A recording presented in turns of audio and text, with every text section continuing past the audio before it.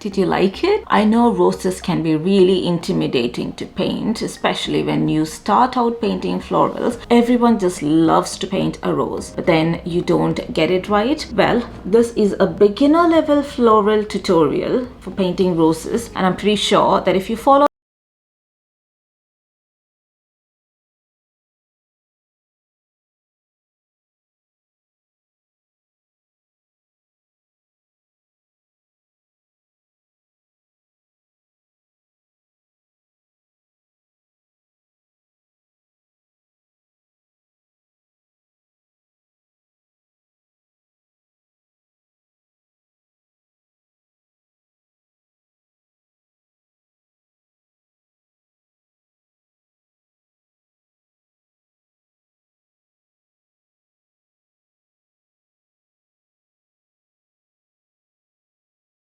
this is very simple for beginners, and hence I have started off with the simplest of roses one can paint, and that's this.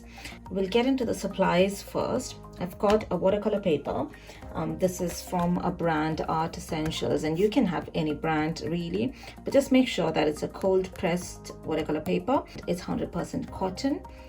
The cold pressed watercolor paper has a really less amount of texture, so it's midway between a hot pressed, which is very smooth paper, a textured which has heavy texture. So this is a mid grained paper, and it's really good for floral watercolors. That's one. And then you've got watercolor cakes. Use whatever watercolor cakes that you've got. I've got a brand called Artistica, and it's a 50 shades palette. I like this because I don't need to mix and match paints. It's got different shades in its own. And the brush I'm going to use today is a size 8 silver black velvet brush. It's a round brush, and as you can see, the brush has got a tapered edge, and it's also got really nice bristles. So this helps me to control the amount of water and the strokes I'm using. I also have different round brushes, but it's something I prefer for a rose. So you can see that it's got a really fat belly here, and it tapers completely, unlike this one which has got a long bristle and everything just tapers off here. So that's the reason I like this brush better for rose watercolors. It's just a personal preference, so just try with whatever brush you've got, and then think of investing in a different brush if this doesn't work for you.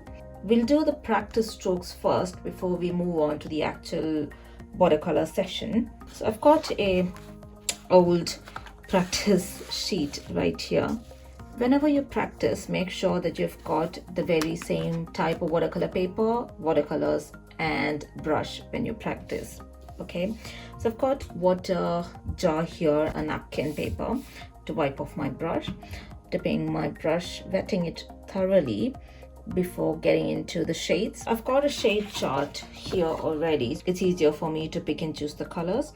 I think I'm going to go in with this rose shade here, and going to match it up with this green petal, leaf. Okay, so these two are the shades I'm going to pick, and I guess that's going to be this and this one right here. Okay, so I'm going to wet both of these shades, leave a bit of water, and then we'll go check. Just have a swatch of the shade to make sure this is exactly the shade I'm looking for. That's right, it's a nice pink. And the next shade I'm going to use is the green.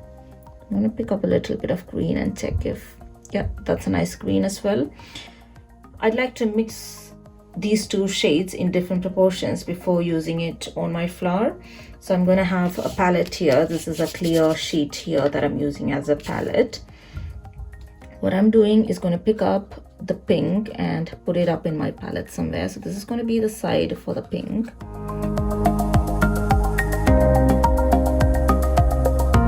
Next, what I'm going to do is to mix a little bit of pink into the green and a little bit of green into the pink. So that's like a vice versa kind of a thing. For that, I'll add a bit of green here. So this is the green I'm going to mix into the pink when I'm using that, and this is the pink I'm going to mix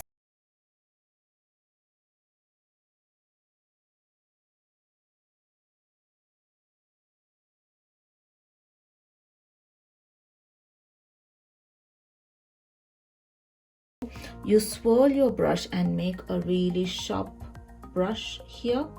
That's really important because the center of a rose is going to have all the petals really close by, so you need to have thin strokes. So outside the petals are going to be more open. I'm going to pick up a little bit of the pink, a really dark pink, high pigment. I'm going to pick it up directly from the cake.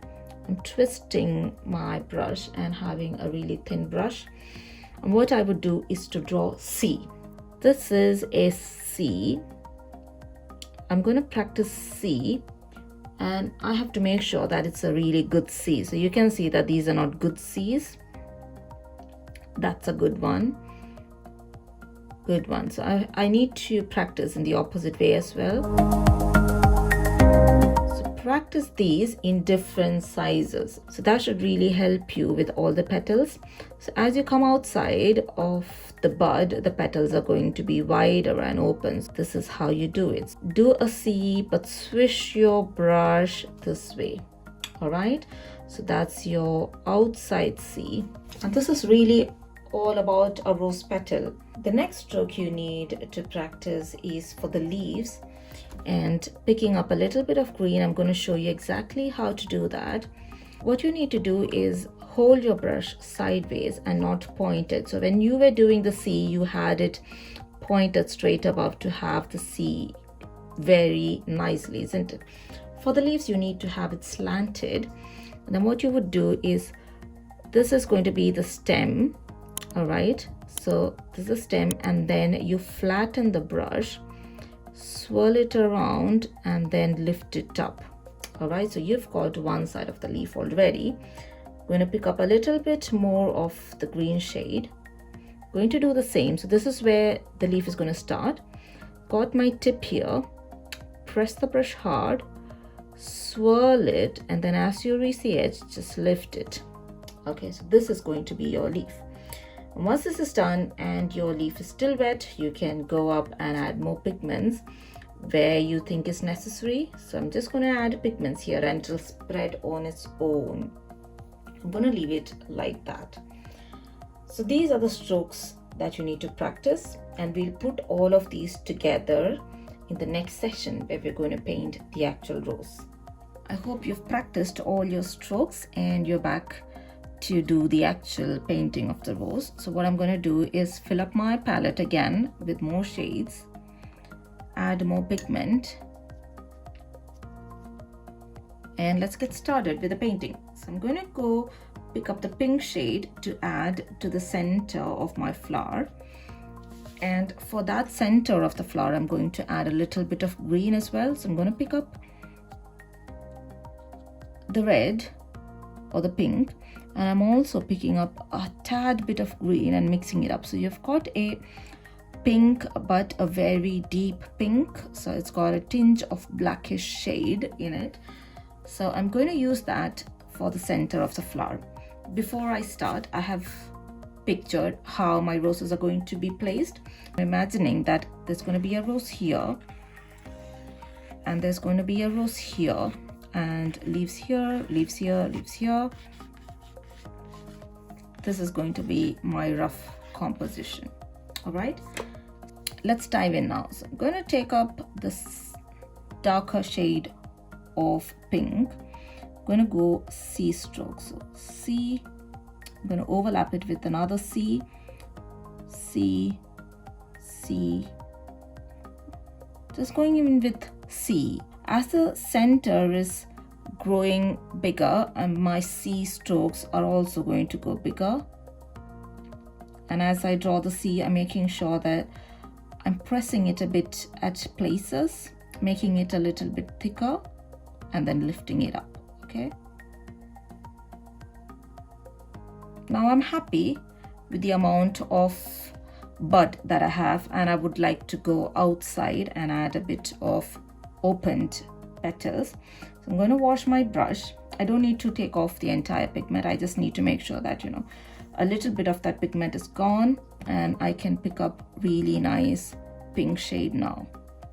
So I've got pink, and my brush is loaded with water. Okay, the brush has a lot of pigment, and I'm going to go and press my brush as I draw the C stroke.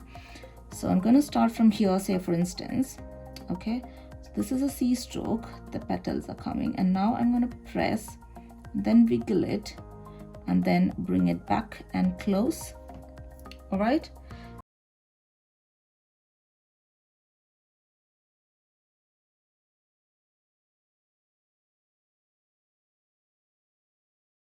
Same method, I also need to fill up the space, and I think it should be enough. So I've done that, and now I'll wash my brush completely. I've got absolutely no pigment on my brush. It's wet but not dripping wet. So now what I'll do is I'm going to spread out this petal. So just with water, I'm going to spread out the petal a bit. I'm going to do with the same with the rest of the petal. I'm going to just simply, I think I should have worked faster. Now the colors are set and it's getting a bit difficult for me to smudge the shade off, but I'm trying my best. So I think I've done a good job now. That should be enough. And now I still got a bit of light shade on my brush, which I'm going to use to add a little bit of petals on the outside. So this is going to be wider C stroke, just the same what we have done already. All right. So now that you've seen what I have done with this flower, I'm going to go in with the second flower without explaining, without any wording. So I'm just going to continuously work on the second flower. I'm going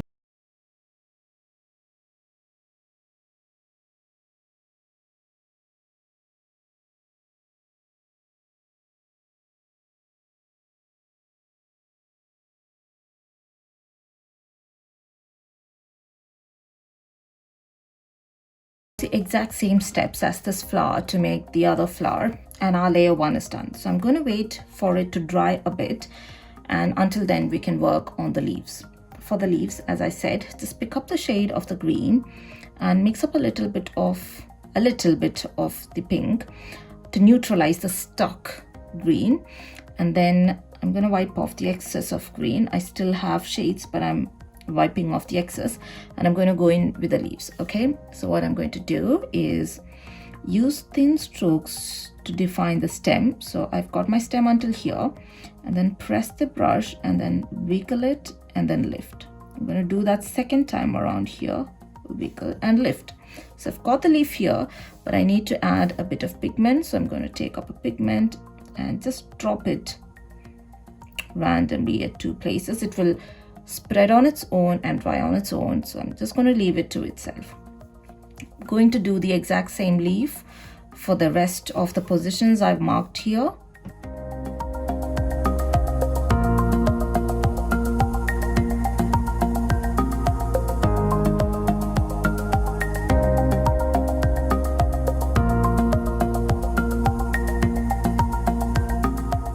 So I'm done with the layer one of leaf and the layer one of the flowers as well. And the next one is to add a bit of details and a diffused background. So for the details, I'm going to go with the flowers first, picking up the darkest shade, not the darkest shade, sorry, really good pigment. And then going in again, right here at the petal, I want to add a bit more of gradient. So I'm going in again. Okay, I've added a bit of shade.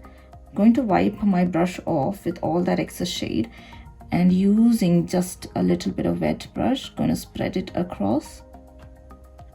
I'm going to do the same for the other petals as well. So just add a bit of shade and then diffuse it across.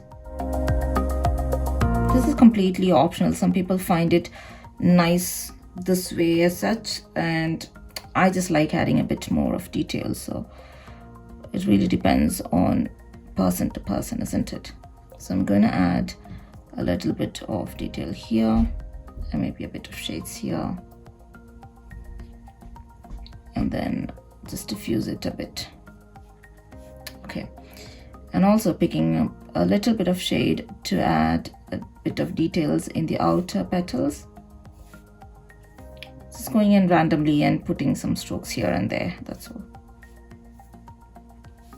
Right, so we're done with the flower now, and next is to go in and draw a bit of background, just like always, mixing up the same green shade in a really light pigment, mixing a lot of water, and then going in again and adding a few leaves here and there. So maybe here, maybe some overlapping here. That should be it. I don't want to change the entire composition shape by adding more leaves, so I'm just going along the same shape and the area and adding in leaves. So I think that's done with the background, and I'd like to add a bit of details for my leaves now, for which I'm gonna have a check. It's not dried yet, so once it dried, I'd like to add a bit of details on the leaves, picking up the very same